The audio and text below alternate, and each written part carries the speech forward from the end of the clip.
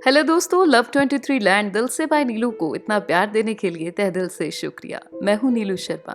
जिस तरह आप मेरी कहानियों को पसंद कर रहे हैं, उससे मुझे मोटिवेशन मिल रही है कि मैं और भी अच्छी से अच्छी कहानियां आपके लिए लिखूं।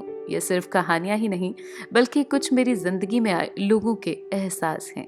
मेरी कोशिश रहेगी कि मैं आपके लिए समाज के अलग अलग हिस्सों की तस्वीर पेश करूं, जो हमें एक सही सोच दे। आज की कहानी कुछ इस तरह से है। हर रोज एक नई कहानी जहन में आती है और लफ्जों में बयां आपके तक पहुंचती है। हर कहानी का एक मतलब है, उसकी बातें बहुत ही गहरी, और उन कहानियों के पात्र भी अपने आप में जैसे कोई नई बात सिखा के जाते हों। आज की कहानी भी कुछ इस तरह से है। गांव में एक माता रहती है। सब उसको प्यार से संतो बुलाते हैं। घर में अकेली रहती थी। एक बेटा था जो देश के लिए कुर्बान हो गया, और पति बेटे के गम में चल बसा। उस दिन से वो अपने घर में अकेली रह गई थी। कोई आगे पीछे नहीं था उसका। जो उसके रिश्तेदार थे वो भी इस दुनिया में नहीं रहे थे। कह सकते हैं कि बस वो खुद को खींच रही थी किसी तरह से। संतो 65 साल के करीब थी। भगवान से हर रोज दुआएं करती, या तो मुझे उठा ले या रोजी रोटी कमाने का मौका दे। संतो को लड़कियां बहुत पसंद थी। वो चाहती थी कि उसके घर में भी एक बेटी होती, पर किस्मत की मार जो था वो भी चल बसा। संतो हर रोज उठती, भगवान का नाम लेती, खाना पकाती, गांव का चक्कर मारने भी जाती। अभी शरीर में जान थी उसके। पूरे गांव का चक्कर लगा, फिर वापस अपने घर को आ जाती और घर के दरवाजे के पास पड़ी अपनी सिलाई मशीन के साथ लोगों के दिए हुए काम करती। किसी का सूट सिल देती और कहीं किसी के कपड़े। कम पैसों में वो लोगों के कपड़े सिलती थी, क्योंकि ज्यादा काम तो उससे होता नहीं था, और धीरे धीरे पूरा दिन लगी रहती। संतो इतनी हिम्मत रखती कि खुद का काम खुद ही करती। अगर कोई कहता कि खाना हमारे यहाँ खा लो, तो वो कहते कि अभी भगवान ने हाथ पैर चला रखे हैं मेरे, मैं किसी का एहसान नहीं लेती। संतो मुंह पर ही सीधा जवाब दे देती, जैसे अंदर ही अंदर घुट रही हो। हर रोज 3 कमरों वाले घर में बंद हो जाती, खुद पकाती, अकेले ही खाती।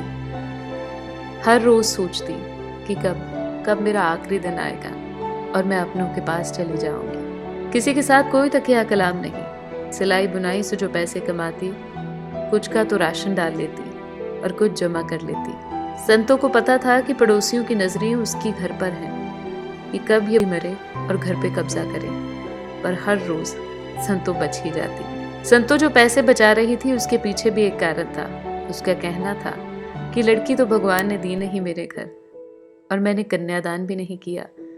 बच्चा मेरा शहीद हो गया और पति चल बसा। मैंने अपनी जिंदगी में कभी गंगा स्नान तो किया नहीं, और ना ही कभी कन्यादान, पर मैं करना चाहती हूँ। संतो की आखिरी ख्वाहिश थी, या दोनों कब पूरी हूँ ये पता नहीं। संतो एक दिन बैंक में जाके बुढ़ापा पेंशन लेने के लिए जाती है। 700 रुपया मिलता था उसे 1 महीने का। बातें करने वाले भी बहुत थे। कहते थे, पैसे तू अपने पे खर्च नहीं करेगी, लोगों में बांट ही दिया कर। संतो कुछ नहीं बोलती, बस वहां से चलती और आगे जाके अपना काम करती। पता नहीं कि उस वक्त क्या चल रहा था उसके मन में। संतो की आखिरी ख्वाहिश थी कन्यादान करने की, यानी कि एक अच्छा काम करने की। सोचती है, पता नहीं कब समय आएगा जब मैं गंगा नहा लूंगी। पता नहीं मेरे मरने के बाद आखिरी रस्मों को कौन पूरा करेगा। बस सोच में ही डूबी रहती है, और हर रोज बैठ जाती है लोगों के कपड़े सिलने के लिए। एक दिन गली में मास्टर जी आते हैं। हर घर से लड़कियों के स्कूल के लिए चंदा इकट्ठा कर रहे होते हैं। हर कोई कुछ न कुछ मास्टर के डिब्बे में डाल ही देता है। संतो के पास से जब मास्टर गुजरता है तो पूछता है, अम्मा क्या हाल है तेरे? संतो कहती है, बेटा पानी लेके आऊं? तो कहता है, माँ मुझे यहाँ किसी ने पानी नहीं पूछा। संतो पूछती है, इतनी धूप में किस काम के लिए पैसे इकट्ठे कर रहा है तू? तो मास्टर बताता है, अम्मा गांव में लड़कियों का कोई स्कूल नहीं है, और दूसरे गांव कई लोग लड़कियों को भेजते नहीं, इसलिए कोशिश कर रहा हूँ उन लड़कियों के लिए स्कूल बनवाने की, जो जितनी जितनी मदद कर सके, इसलिए पैसे इकट्ठे कर रहा हूँ। स्कूल खुलने की बात सुन के संतो खुश हो जाती है। पूछती है, सच्ची? तो इस नेक काम के लिए गली गली धक्के खा रहा है? मास्टर कहता है कि देख अम्मा, तेरे घर का पानी लिखा था मेरी किस्मत में, सो मैंने पी लिया। अब ज्यादा बातें करने का समय नहीं है मेरे पास, मैं निकलता हूँ। संतोष को रोकती है कि मैं कुछ लेके आती हूँ।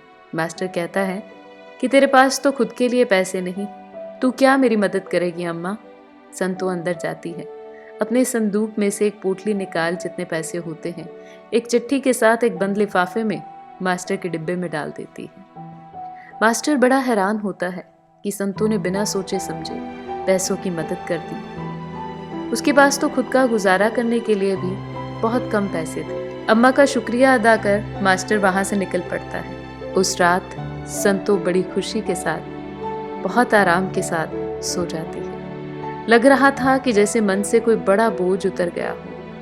अगले दिन शाम तक संतो के घर का दरवाजा नहीं खुला तो साथ की दुकान का रामपाल गांव में बोलता है कि लगता है कि संतो आज भगवान को प्यारी हो चुकी है। सारे गांव वाले इकट्ठे हो उसका घर का दरवाजा तोड़ अंदर दाखिल होते हैं। देखते हैं संतो सच में ही भगवान को पूरी हो चुकी थी। पड़ोसी मन ही मन में खुश हो रहे होते हैं कि अब उसकी जमीन पर हम कब्जा करेंगे। सब तैयारी कर रहे होते हैं अंतिम संस्कार के लिए। उस वक्त मास्टर आ जाता है और गांव वालों से बेनती करता है, इस माँ की अंतिम रस्मों को मैं पूरा करूंगा।